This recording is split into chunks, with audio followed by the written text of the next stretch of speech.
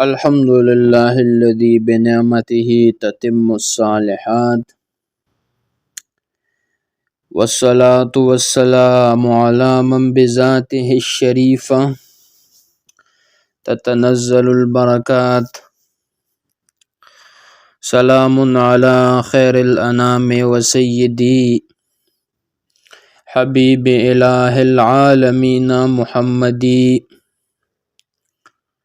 عطوف رؤوف هاشمي مكرمي بشير نذير من يسمى بأحمدي. اللهم اجعل مجلسنا هذا خالصا لوجهك الكريم. اللهم وتقبل یا رب. علم کلام کے بارے میں چند اہم مہم معروضات پچھلے درسوں میں بیان کی گئی تھی. اس درس میں علم کلام کی تعریف اور اس کے متعلقات کے بارے میں بتا دیا جائے گا. اصل میں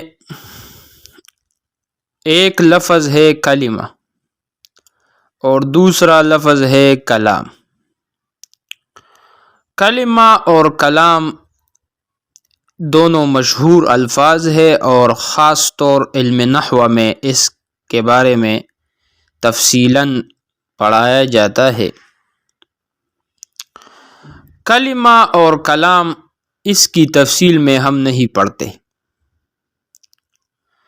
اصل میں کلمہ اور کلام یہ دونوں الفاظ کبھی ایک دوسرے کے معنی میں آتے ہیں.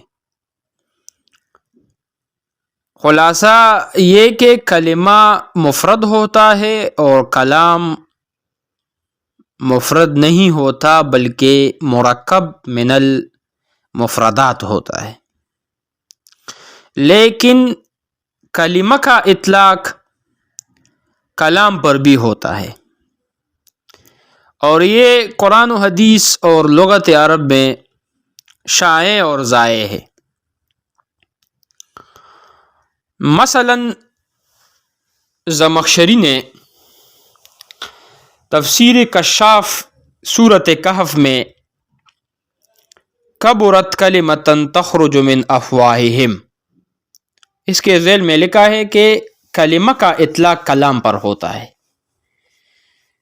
کیونکہ کبرت کلمۃ تخرج من افواہہم یہاں پر کلمہ تمیز واقع ہے اور کلمہ سے مراد اتخذ الرحمن ولدا وقالوا اتخذ الرحمن ولدا. اس کے بارے میں اللہ تعالیٰ نے فرمایا کبرت کلمۃ تخرج من افواہہم، یہ کلمہ ہے، یہ بڑا کلمہ ہے، زوردار کلمہ ہے، یہ یعنی جرم میں بڑا کلمہ ہے. یہ تو کلمہ نہیں ہے، اتخذ الرحمن ولدن کلام ہے. معلوم ہوا کہ کبھی کلمہ کا اطلاق کلام پر بھی ہوتا ہے. امام آلوسی فخر المفسرین و رئیسہم مفتی بغداد امام محمود ابو الثناء الآلوسی البغدادی الحنفی المتوفى 1270 ہجری تفسیر روح المانی میں لکھتے ہیں کبرت کلمۃ ای عظمت مقالتہم، عظمت مقالتہم یعنی کلمہ سے مراد مقالہ ہے. یہاں کلمہ کا اطلاق کلام پر ہوا ہے. اسی طرح بخاری شریف کی آخری حدیث رسول اللہ صلی اللہ علیہ وسلم نے فرمایا کلمتان خفیفتان علی اللسان. یہ مشہور حدیث ہے، آخری حدیث بخاری شریف کی. یہاں پر کلمتان خفیفتان علی اللسان یعنی دو کلمے ہیں اور پھر اس کلمتان کی تفصیل کی گئی سبحان اللہ و بحمدہ سبحان اللہ العظیم. مراد سبحان اللہ و بحمدہ سبحان اللہ العظیم ہے. یہاں سبحان اللہ و بحمدہ دراصل کلام ہے، یعنی کلامانی اس کو کلمتان سے تعبیر کیا گیا. مطلب یہ ہے کہ کلمہ کا اطلاق کلام پر ہوتا ہے. بخاری شریف 3841 نمبر حدیث میں ہے، رسول اللہ صلی اللہ علیہ وسلم نے لبید شاعر کا قصیدہ پڑھا، اور لبید شاعر کا قصیدہ الا کل شیء ما خلا اللہ باطل وکل نعیم لا محالۃ زائل، یہ پورا قصیدہ بھی موجود ہے المستطرف فی کل فن مستظرف میں. الا کل شیء ما خلا اللہ باطل وکل نعیم لا محالۃ زائل. رسول اللہ صلی اللہ علیہ وسلم نے فرمایا اصدق کلمۃ قالها الشاعر الا کل شیء ما خلا اللہ باطل، یا الا کل شیء ما خلا اللہ باطل کلام ہے، اور اس پر اطلاق جناب محمد رسول اللہ نے فرمایا اصدق کلمۃ. تو یہاں کلمہ کا اطلاق قصیدہ پر ہوا. ثابت ہوا کہ کلمہ کا اطلاق جملہ پر بھی ہوتا ہے، کلمہ کا اطلاق کلام پر بھی ہوتا ہے، کلمہ کا اطلاق مقالہ پر بھی ہوتا ہے، کلمہ کا اطلاق قصیدہ پر بھی ہوتا ہے. امام ابن مالک رحمۃ اللہ علیہ، ابن مالک النحوی رحمۃ اللہ علیہ، الفیہ، صاحب الفیہ کے اول میں فرماتے ہیں وَكَلِمَةٌ بِهَا كَلَامٌ قَدْ يُؤَمْ، وَكَلِمَةٌ بِهَا كَلَامٌ قَدْ يُؤَمْ. یہاں پر اشارہ فرمایا کہ کلمہ مراد کلمہ کا اطلاق کبھی کلام پر بھی ہوتا ہے. عرض یہ ہے کہ کلام مرکب من المفردات ہوتا ہے، کلام مفردات سے بنا ہوا ہوتا ہے. تو آیا کلام یہ جملہ بھی مرکب من المفردات ہوتا ہے، جملہ بھی مرکب من المفردات ہوتا ہے، تو آیا اس میں کوئی فرق ہے یا نہیں ہے؟ کلام اور جملہ میں کوئی فرق ہے یا نہیں ہے؟ اس کی تفصیل ابن الشریف الجرجانی نے الرشاد فی شرح الرشاد اور ابن مالک نے فرمائی ہے. یہاں اس کا یعنی تفصیل زیادہ ہے، لہذا ہم اپنی بحث کی طرف غوط کرتے ہیں کہ کلام لغت کے اعتبار سے مرکب من المفردات کو کہا جاتا ہے. پھر ہمارا جو کلام ہے یعنی علم کلام، جس کے تقریباً 13-14 نام اور اس کی تفصیل میں نے پچھلے درس میں بیان کی تھی، اس کلام کے مفہوم اور اس کلام کی تفصیل کے بارے میں اور اس کی تعریف کے بارے میں ہمارے ایک جلیل القدر امام حضرت اقدس امام جلال الدین الدوانی، الامام جلال الدین الدوانی رحمۃ اللہ علیہ، آپ اس کی بارے میں اور اس کے نام کے بارے میں خوب جانے ہوگے. امام جلال الدین الدوانی، آپ نے ایک کتاب تحریر فرمائی ہے، اس کا نام ہے تعریف علم الکلام للدوانی، مستقل رسالہ ہے. علم کلام کی تعریف کے بارے میں مستقل رسالہ حضرت امام جلال الدین دوانی نے لکھا ہے، اور وقت کے مشہور متکلم العصر اردن کے مایہ ناز عالم دین الدکتور سعید فودا بارک اللہ فی حیاتہ نے اس کی تحقیق اور تخریج کی ہے. ہم اس فن کی علم الکلام کی تعریف میں متکلمین کا نقطہ نظر پیش کرتے ہیں.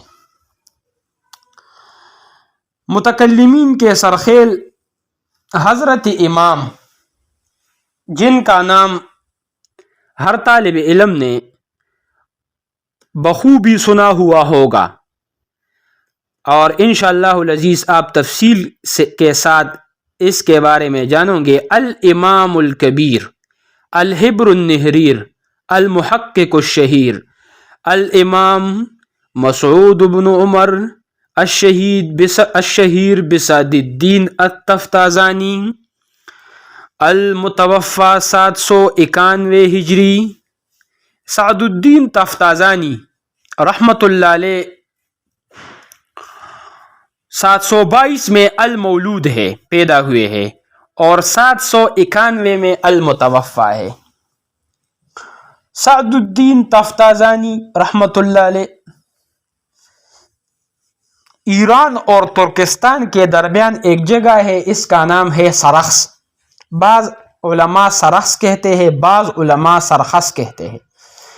امام سرخسی جہاں پر پیدا ہوئے ہیں، ترکی اور ایران کے درمیان یہی جگہ ہے اب سرخس.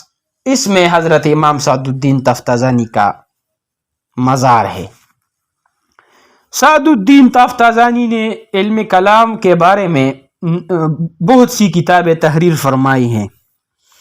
امام سعد الدین تفتازانی کی ایک کتاب ہے شرح المواقف. شرح المواقف، اسی کتاب کے جلد نمبر 1 صفحہ 31 پر علم کلام کی تعریف اس طرح فرمائی ہے: هو العلم بالعقائد الدینیہ عن الادلة الیقینیہ. هو العلم، هو العلم، یہ ایسا علم ہے بالعقائد الدینیہ، یعنی المتعلق بالعقائد الدینیہ، جو عقائد دینیہ کے ساتھ متعلق ہو، دینی عقائد کے ساتھ متعلق ہو. عقائد جمع عقیدتن کا ہے، اور عقیدہ عقدتن سے مشتق ہے. عقیدہ عقدتن سے مشتق ہے. عقدتن کے معنی ہے گرا، گرا. غوٹے تا وی غوٹے تا دا غوٹا چی ورگی سڑے کا نا دیتا اردو کے گرا وی. تو عقدتن کے معنی ہے گرا. بخاری شریف میں رسول اللہ صلی اللہ علیہ وسلم کا ارشاد مبارک ہے: یاقد الشیطان، شیطان گرا باندھتے ہیں، غوٹے ورکی، علی کافیت رأس احدکم، آپ کے سر کے پچھلے حصے کو، ثلاث عقد، 3 گرے. شیطان سحر کے راضی استاسو دے سرونو لدرے غوٹے ورکی. تو عقدتن کے معنی ہے گرا. عقائد کو بھی، عقیدہ کو بھی عقیدہ اس لیے کہا جاتا ہے کہ یہ بھی دل کے ساتھ من صمیم القلب باندھ دیا جاتا ہے، یعنی پا دے زړه باندې دا غوټه شوي وي، نو ځکه عقیده شي، نظریه شي. هو العلم بالعقائد الدینیہ، دینی عقائد، دینی عقائد. چنانچہ علم کلام کی 2 قسمیں ہیں: علم کلام قدیم، علم کلام جدید. میں نے یہ بات بھی عرض کی ہوگی کہ علم کلام اور علم منطق دراصل فلسفہ اور حکمت کی شاخیں ہے. دراصل فلسفہ اور حکمت کی شاخیں ہے. اسی وجہ سے امام ابو حنیفہ یا امام شافعی یا امام ابو یوسف وغیرہ علماء سے علم کلام کے بارے میں جو سخت الفاظ منقول ہے، اور اس پر کتاب لکھی ہے ابو اسماعیل الہروی نے. کتاب کا نام ہے ذم الکلام، ذم الکلام للہروی. اس میں تمام نقول موجود ہے کہ کس نے علم کلام کی ذم کی ہے. یا حضرت امام سیوطی رحمۃ اللہ علیہ نے علم منطق کی تفصیل اور تحریم میں القول المشرق فی تحریم الاشتغال بالمنطق لکھی ہے.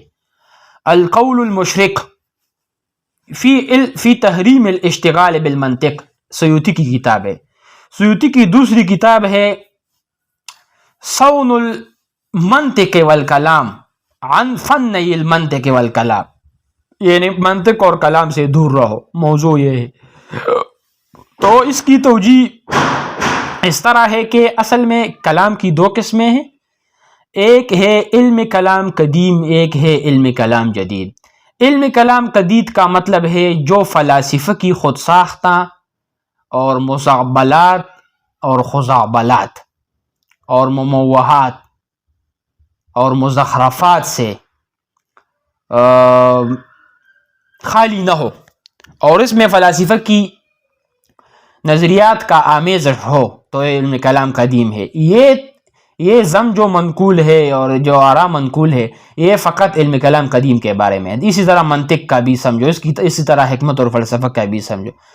پھر چونکہ علماء المسلمین نے اس کو منقح کیا، مہذب کیا، محقق کیا اور دفاع کیا اسلامی نظریات کا، تو وہ علم کلام جدید بنا۔ اسی وجہ سے فتاوی شامی میں لکھا ہے ہوا علم الکلام الذی کان للمسلمین، یعنی ہمارا جو کلام ہے یہ علم کلام ہے لیکن علماء المسلمین کا ہے، فلاسفہ کا نہیں ہے۔ اسی وجہ سے تفتازانی اس تعریف میں فرماتے ہیں والعلم بالعقائد الدینیہ، جو دین کے ساتھ متعلق ہو، فلسفیات کا تعلق نہیں۔ عن الادلۃ الیقینیہ، ادلہ الماخوذ، یہاں قید ہے الماخوذ عن الادلۃ الیقینیہ، جو ادلہ یقینیہ سے ماخوذ ہو تو یہ علم الکلام ہے۔ یقینی ادلہ سے مراد یہ ہے کہ قرآن، عقیدہ کا تعلق قرآن قطعی سے ہے، دلالت یعنی الدلالت القطعیہ، دلالت قطعیہ دو چیزیں ہیں، قرآن اور حدیث متواتر، لہذا عقیدہ ثابت ہوگا دو چیزوں سے، قرآن مقدس کی آیت مبارکہ سے یا حدیث متواتر سے۔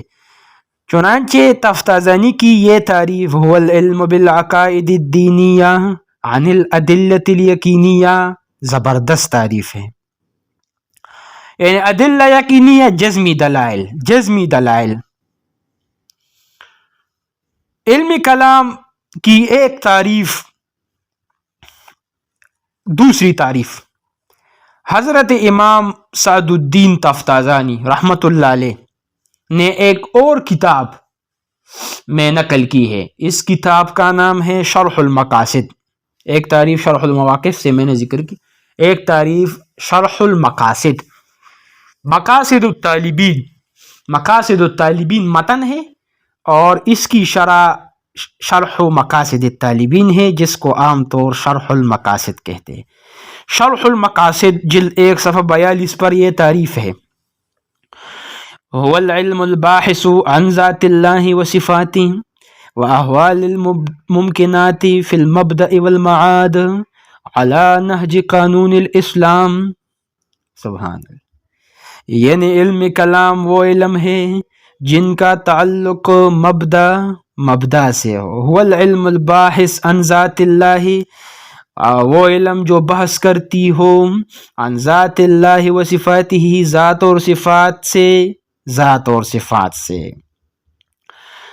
صفات اور اس کے متعلقات سے۔ پھر انشاءاللہ العزیز میں آپ کو چند کتب ایسی بھی بتاؤں گا جو صرف ذات باری تعالیٰ اور اس کے صفات کے تعلق کے بارے میں لکھی گئی ہے۔ تعلقات الصفات کے بارے میں ہمارے پاس 4 کتب موجود ہے، 4 کتب ہمارے پاس تعلقات الصفات کے بارے میں موجود ہے، جو ذاتی باری تعالیٰ اور صفات سے بحث کرتی ہو، اس کو علم الکلام کہتے ہیں۔ واحوال الممکنات، ممکنات کے احوال، فی المبدأ والمعاد، یعنی مبدأ ذات باری تعالیٰ کے متعلقات، ممکناتی عالم اور معاد یعنی بعث بعد الموت اور اس کے متعلقات اور لوازمات اور مناسبات سے بحث کرتی ہو، اس کو علم الکلام کہتے ہیں۔ علی نہج قانون الاسلام، یہ بھی ایک قید ہے، علی نہج قانون الاسلام، اور اس کا فائدہ آپ نے سمجھا کہ علی نہج قانون الفلاسفہ سے احتراز ہے۔ علی نہج قانون الاسلام، یہ دوسری تعریف ہوئی شرح المقاصد کا، شرح المقاصد جلد 142۔ مالکیہ میں ایک بہت بڑے عالم گزرے ہیں، اس کا نام ہے امام ابن ابی زید القیروانی، امام ابن ابی زید القیروانی۔ یہ مالکیہ کے سرخیل ہے. اس نے ایک کتاب لکھی ہے الرسالہ للقیروانی، مشہور رسالہ ہے مالکیہ کے ہاں، الرسالہ للقیروانی. رسالہ قیروانیہ کے مختلف شروحات ضرور کا شرح ہے. اسی طرح امام ابن غنیم النفراوی، امام ابن غنیم النفراوی رحمۃ اللہ علیہ نے الرسالہ للقیروانی پر شرح لکھی ہے. اس شرح کا نام ہے الفواکہ الدوانی علی رسالۃ ابن ابی زید القیروانی. سبحان اللہ. الفواکہ الدوانی علی رسالۃ ابن ابی زید القیروانی. یہ علماء تھے اور یہ اہل علم تھے. ابھی تو ایسی حالت حاضرہ میں تو علم اور اہل علم کی قحط الرجال ہے، قحط الرجال. ومد الذین یعاش فی اکنافہم وبقیت فی الناس کجلد الاجرب. فیا العجب.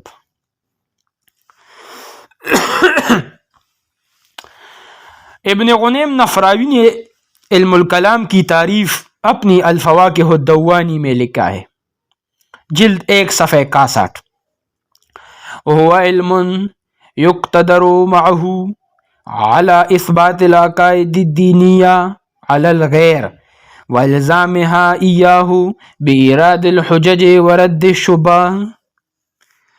وهو علم کلام ایسا علم ہے یقتدر معه جس کے تعلم کے ساتھ قدرت حاصل ہوتی ہے. یقتدر مع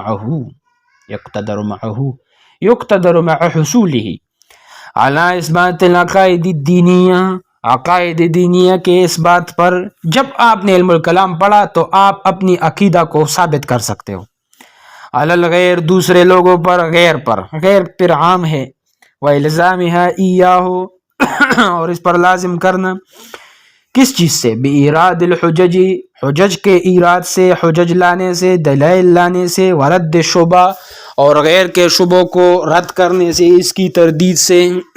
یہ علم کلام ہوا. ایک بہت بڑے عالم گزرے ہیں، اس کا نام ہے امام شہاب الدین النویری رحمۃ اللہ علیہ. علم ادب میں سب سے بڑی کتاب آپ نے لکھی ہے. اگر آپ سے کوئی پوچھ لے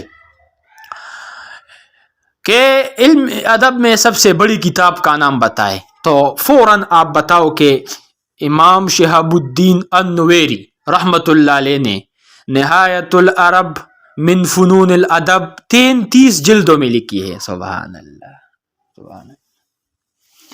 تلک آثارنا تدل علینا فانظروا بعدنا الی الاثار. 33 جلدوں میں شہاب الدین نویری نے نہایت العرب لکھی ہے. نہایت العرب میں لکھا ہے وَلِلْحَقِّ ثَلَاثَةُ حُقُوقٍ. ہر حق کے 3 حقوق ہوتے ہیں. ہر حق ہے، ہر حق کے 3 حقوق ہوتے ہیں. تعلم الحق، حق کو جاننا، وتعلیم الحق، حق کو دوسروں کو پہنچانا. حق کو جاننا، حق کو سیکھنا. وتعلیم الحق، دوسروں کو پڑھانا، دوسروں کو پہنچانا. والدفاع عن الحق، اور حق کا دفاع کرنا. یہ حق، ہر حق کی تھی. مثلا قرآن ہے، قرآن کو پڑھنا بھی لازم ہے، حق ہے اس کا. قرآن کو پڑھانا بھی لازم ہے، اس کا حق ہے. قرآن کا دفاع کرنا بھی لازم ہے. کفار اور مشرکین اور مستشرکین جو اس پر اعتراضات کرتے ہیں، اس اعتراضات کا جواب بھی قرآن کا حق ہے. لہذا ابن غنیم نے کہا ورد شبہ، شبہ کا رد کرنا، شبہات کی تردید کرنا، یہ علم کلام کا کام ہے. علم کلام کا کام یہ ہے کہ معتزلہ نے جو شبہ پیش کیا اس کی تردید کی جائے، اس کا جواب دیا جائے. مرجئہ کا منہ بند کیا جائے، جبریہ کے دان توڑے جائے، قدریہ کے پیر کاٹے جائے. یہ علم کلام کا کام ہے. ہمارے ہاں یہ 3 تعریفیں بالتفصیل ذکر ہوئی. انشاءاللہ العزیز اس کے بعد حضرت امام ابن خلدون، ایک ہے امام ابن خلکان، اس نے بھی تاریخ لکھی ہے، ابن خلکان، اور ایک ہے ابن خلدون، ابن خلدون المغربی، مشہور زمانہ مصنف اور مورخ ہے. مقدم ابن خلدون ینبغی ان یکتب بماء الذہب. ابن خلکان بھی ان کا ہم نام عالم ہے. ابن خلکان دونوں کا نام ایک دفعہ ذکر کیا جاتا ہے، ابن خلدون اور ابن خلکان. یہ جو ابن خلکان ہے اس کے نام میں بہت سے لوگ غلط ہوتے ہیں، ابن خلکان کہتے ہیں، کون کیا کہتے ہیں. ابن خلکان اصل میں اس کا تکیہ کلام تا کانا کانا کانا څه خبر به چې کوله بس کانا کانا به وي. نو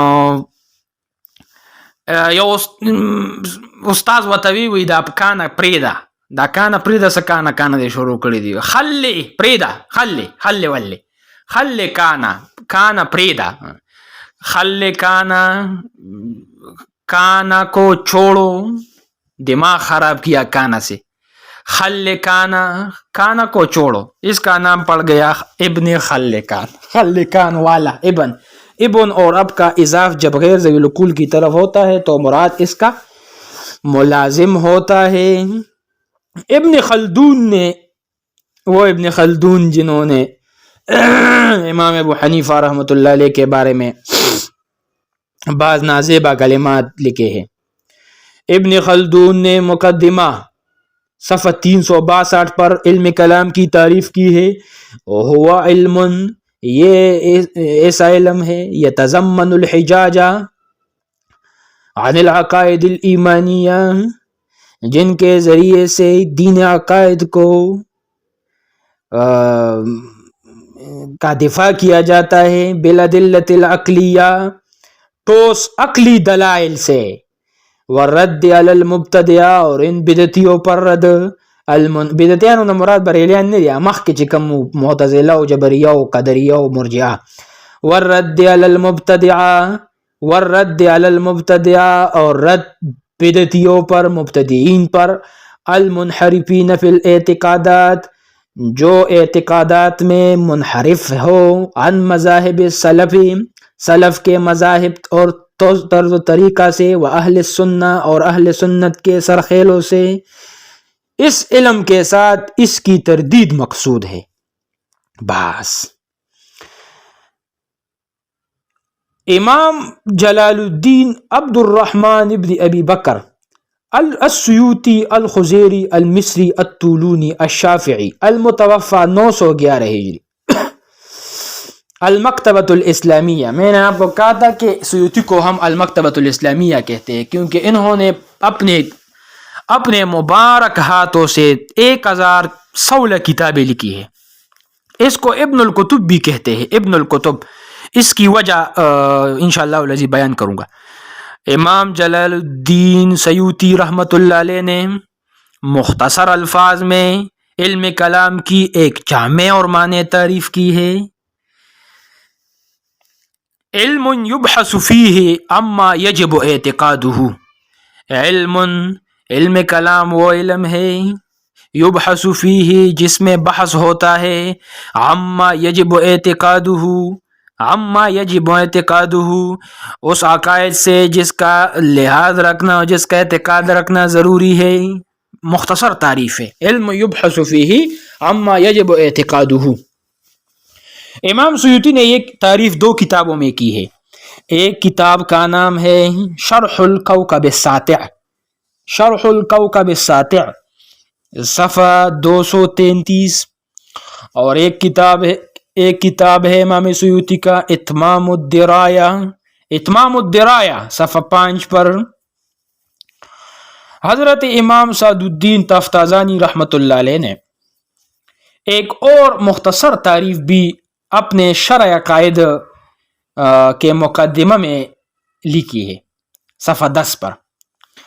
ہوا علم، یہ علم ہے، یفید معرفت العقائد، جو عقائد کے پہچاننے کا معرفت دیتی ہے، عن ادلتہا دلائل سے، یعنی علم کلام وہ علم ہے جن کی بدولت عقائد کو دلائل سے، دلائل قویہ اور جیدہ سے ثابت کیا جاتا ہے۔ ہوا علم یبحث فیہ، ہوا علم یفید معرفت العقائد عن ادلتہا۔ خلاصہ کلام یہ ہے کہ ہم نے علم کلام کی تعریف میں چند جید متکلمین کا نقطہ نظر بیان کیا۔ ان میں 3 تعریفات ہم نے امام سعد الدین تفتازانی سے نقل کی۔ ہم ہوا میں پرندے نہیں، ہوا کے مارغان نہیں سو حوالی او د امامانو تفصیلات نہ بیان کے او تفصیل بکے اسے اکو بکو بنوے۔ علامہ سعد الدین تفتازانی کی 3 تعریفیں ذکر ہوئی۔ هو العلم بالعقائد الدینیہ عن الادلۃ الیقینیہ، نمبر 1، یہ شرع مواقف میں ہے۔ هو العلم الباحث عن ذات اللہ و صفاتہ واحوال الممکنات فی المبدأ والمعاد علی نہج قانون الاسلام، یہ شرع مقاصد کی تعریف ہے۔ شرع عقائد کی تعریف یہ ہے، هو علم یفید معرفت العقائد عن ادلتہا۔ ایک تعریف ہم نے ابن غنیم نفراوی سے ذکر کی، الفواکہ الدوانی سے، علم یقتدر معه على اثبات العقائد الدینیہ علی الغیر والزامها ایاہ بایراد الحجج ورد الشبہ۔ یہ 4 ہوئی۔ 5ویں تعریف ہم نے ابن خلدون سے ذکر کی، هو علم يتضمن الحجاج عن العقائد الایمانیہ بالادلۃ العقلیہ والرد علی المبتدعہ المنحرفین فی الاعتقادات عن مذاہب السلف و اہل السنہ۔ ایک تعریف امام جلال الدین سیوطی رحمۃ اللہ علیہ نے، علم یبحث فیہ اما یجب اعتقادہ۔ وبہذا القدر قد نکتفی اليوم، وعسى سنعود الى مباحث جیدہ قیمہ فی الدرس القادم انشاءاللہ، وصلی اللہ تعالی علی خیر خلقہ محمد وآلہ واصحابہ اجمعین برحمتک یا ارحم الراحمین۔